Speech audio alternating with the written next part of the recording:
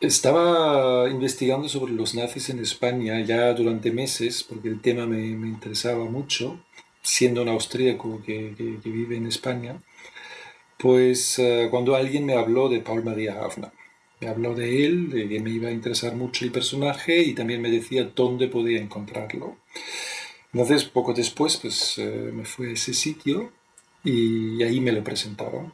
Él estaba muy distante al principio, pero conseguí convencerle y una semana más tarde estaba en su casa. En la primera entrevista yo estaba perplejo por el descaro de Hafner. Él desde el primer momento defendió a Hitler, alabó a Hitler, al Tercer Reich, negó los campos de exterminio, negó el holocausto y, en fin, nos mostraba una cara de, yo lo llamo el nazi de cemento, ¿no? El nazi absoluto, fanático, sin ninguna concesión.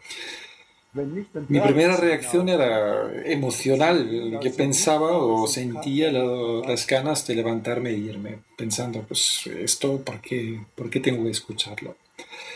Sin embargo, me quedé. Y ahí me di cuenta que Hafner había esperado mi primera reacción, una reacción de irme. Haberme quedado a él le obligó a agotar su discurso, pues de pronto brotaban otras cosas. Uh, Salieron cosas de su infancia, de su vida sexual, la relación con sus padres. Eran todos pequeños fragmentos que mostraban que en esa fachada del nazi de cemento pues había grietas. Luego repetimos otra entrevista y otra más y escuchándole sin atacarle, pues detrás de esta superficie pues de pronto se encontraron o encontré cosas, partes de su psicología que a mí me interesaba. Porque me di cuenta que quizás aquí hay una posibilidad de ir más allá de un retrato, una descripción de un nazi o lo que piensa un nazi, sino también lo que hay detrás de esa fachada, ¿no? El interior, la psicología, la mente de un nazi.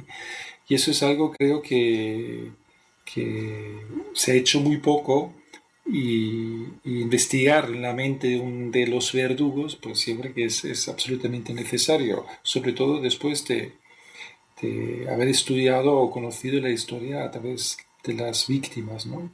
Que es muy, muy importante, pero nos quedaba esa parte.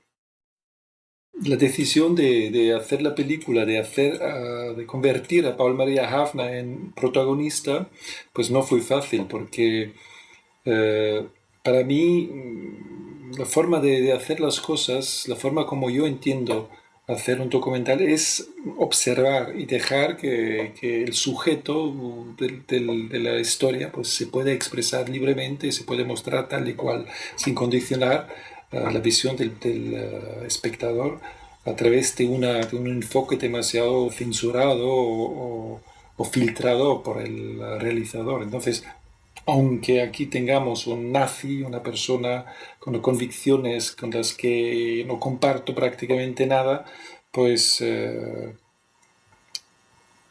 tiene que tener la posibilidad de expresarse. Lo que ocurre hoy en día es que muchos documentales, siempre la imagen del nazi que aparece, y no hablo ya de la ficción, es en los documentales, la mayoría de los documentales, cuando hablan de los nazis, pues muestran las imágenes pues, del Riefenstahl, de la propaganda nazi, de la Wochenschau, del nodo nazi, y son siempre esas mismas imágenes que los nazis habían rodado de sí mismos, las que se utilizan para dar ejemplos visuales de ellos. De alguna forma, quiere decir eso que los nazis han conseguido de trasladar o salvar la imagen idealizada de ellos mismos, que ellos mismos habían hecho, habían producido, construido de sí mismos en el presente. Y en ese sentido creo que esta película aporta otra visión, aporta la visión de un nazi de verdad, también de un nazi que es un ser humano y no una figura del archivo, que parece, a veces parece que los nazis vinieron de otro planeta, se instalaron, hicieron el mal y desaparecieron. Pues no, Los nazis eran gente, muchos de ellos muy corrientes, que, bueno, que en su interior eran muy racistas, tenían un pensamiento pues, que se convirtió en muy violento, pero de todas formas no dejaron de ser personas muy normales. Y lo interesante aquí de la película es que Hafner representa de alguna forma esa normalidad, ¿no? También muestra que el superhombre, la raza aria superior que domina y va a tomar el mundo, pues ese superhombre no es la imagen que se muestra, se traslada al presente en las películas de propaganda de los nazis, sino es un Hafner, un Paul Maria Hafner. Y detrás del Hafner hay mucha banalidad, hay mucho vacío y una terrible normalidad. Yo creo que esto es inquietante, pero es de lo que realmente hoy en día todavía podemos aprender. Hafner hizo esa película primero porque se sentía solo, porque es un hombre vanidoso y porque quizás pensaba que pues, podía utilizar la película también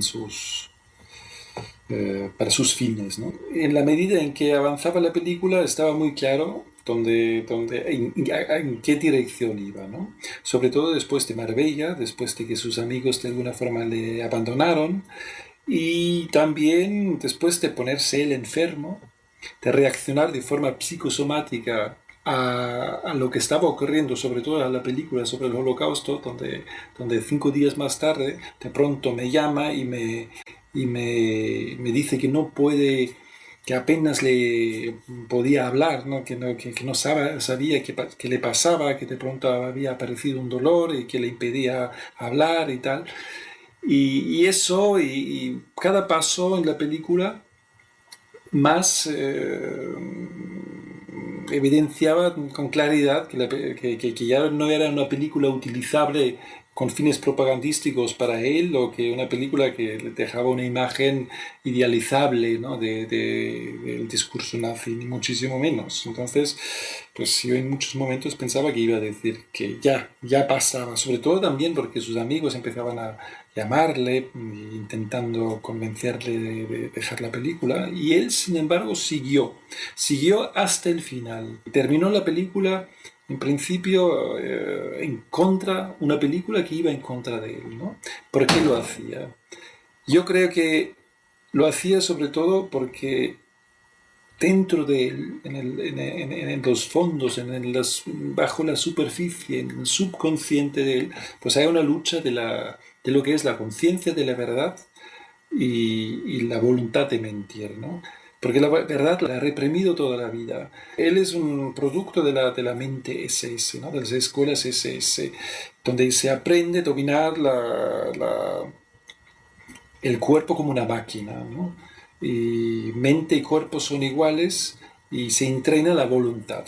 Y esa voluntad, esa máquina de la voluntad, él la utiliza para decir no, contra las evidencias. Pero es el cuerpo mismo, si vemos la película, es el cuerpo mismo que poco a poco le traiciona. Él que al principio dice que nunca está enfermo y vive sano y nunca toma medicamentos, de pronto, poco a poco empieza a temblar, empieza a ponerse enfermo y empieza a ya no querer ver, cierra los ojos, ¿no?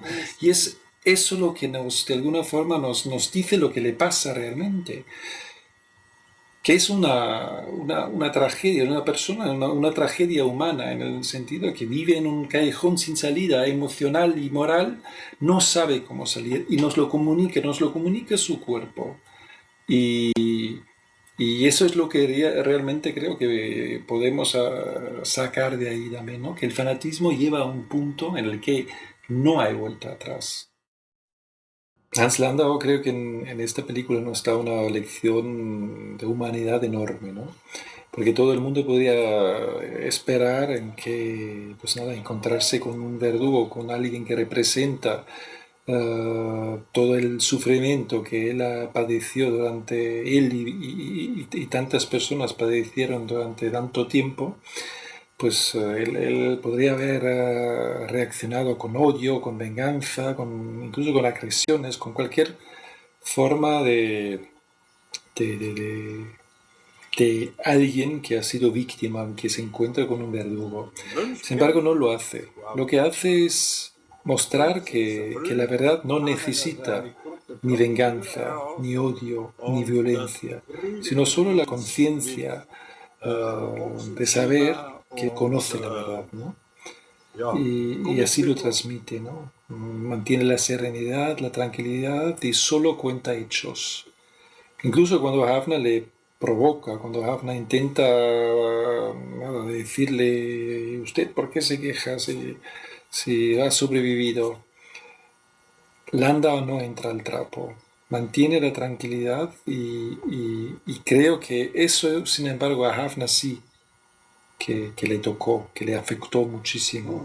Y de hecho es que al final de la secuencia pierde él los nervios, no consigue seguir hablando, saca los dientes, empieza a temblar, cierra los ojos, ya no quiere ver, ya no quiere decir nada, porque sabe y siente que Landau de alguna forma gana este duelo, entre comillas, porque Landau cuenta la verdad.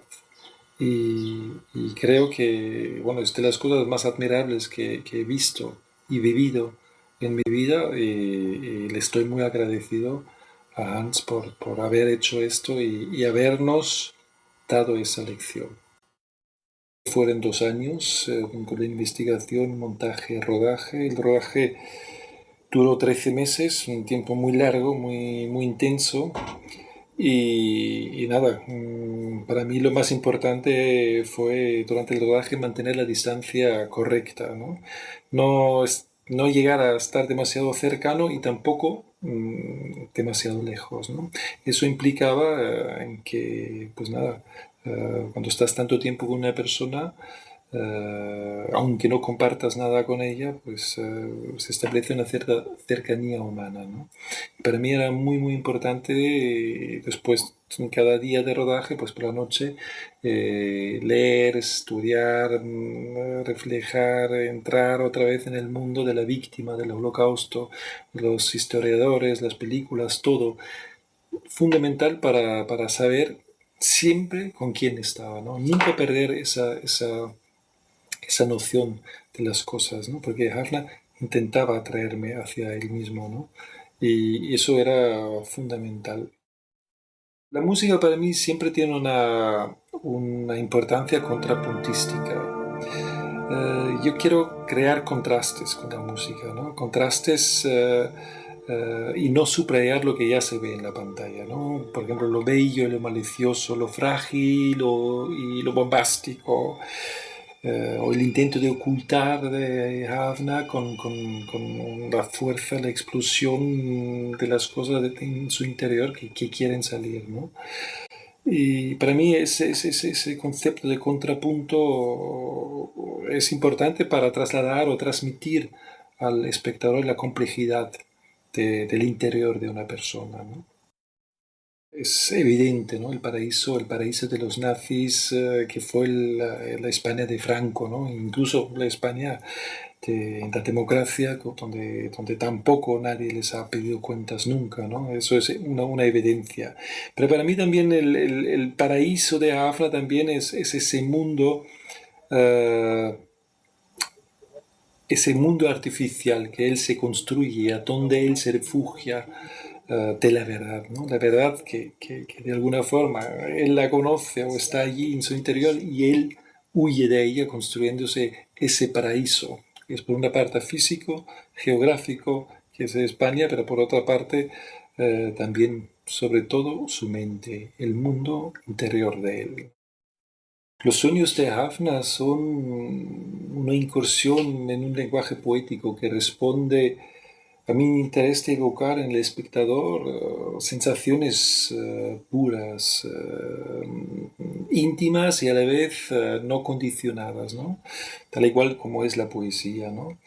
Los dos sueños, yo los llamo sueños, hablan por una parte de la obsesión y también de la banalidad del mal, ¿no? De ese término que ha creado Hannah Arendt en su libro sobre Eichmann, sobre el proceso de Eichmann, y Yo me he inspirado en ello. Y lo que quiero simplemente es allí que cada espectador saque lo que quiera, lo que pueda sentir o lo que intuya.